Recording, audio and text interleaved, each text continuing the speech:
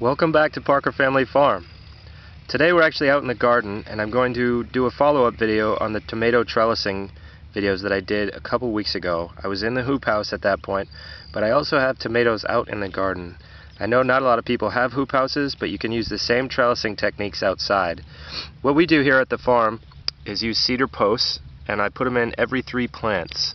The plants are spaced roughly 2 to 3 feet apart, or roughly half a pace is what I use for a measurement. And then I take slab wood and screw it to the tops of the posts about head height. In Maine, central Maine where we are, the tomatoes aren't going to grow very tall. So I'm about 6 feet tall, and I put the posts at between shoulder and head height. So 5.5 feet. Then what I do is go along and measure the distance between the horizontal piece up there and the base of the tomato plant. And obviously I know that distance from having placed the post at the top of the horizontal at the top of the post. So I basically go along and measure out that distance of twine for each plant and leave it by the plant. I try to do everything in stages.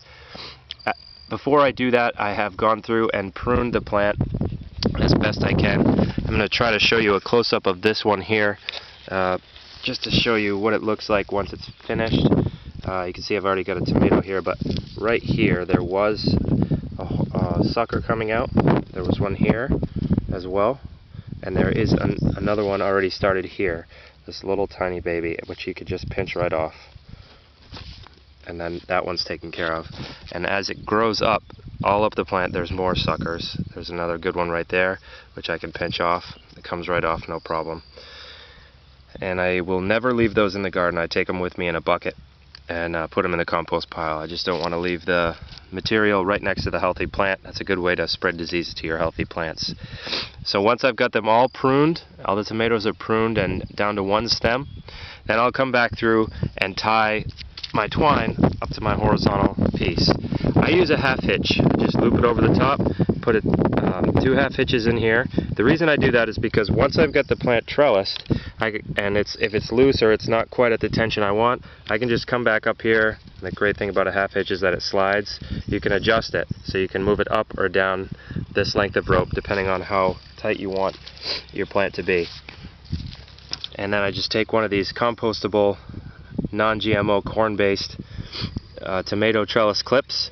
It grabs right onto the twine here, and then it clips on this side, just locks in place. And as the plant grows up, every couple weeks or so outside, I do it a lot more frequently inside because the plants grow more quickly, I'll come and grab onto it in another place so that the plant is never having to support its own weight, because when a plant has to do that, it's spending less energy on the fruit and more energy on just trying to remain facing the sun. This way I basically take that job away from the plant and allow it to just grab onto the twine all the way up. That's what we do outside. That's something that can be done in any garden. As I said, I use cedar posts. A lot of people use T-posts, but we have plenty of cedar here at the farm, and I like to use materials that we can get ourselves. One other tip that I like to give you is to use the posts to your advantage. Rather than just having these posts sitting here holding up tomatoes, what we do here at the farm is use the posts to grow our pole beans. So right here we've got Gold of Bucao pole beans started, and I try to get them as close to the base of the post as possible, and then when they start to vine, they'll just hopefully grab onto that.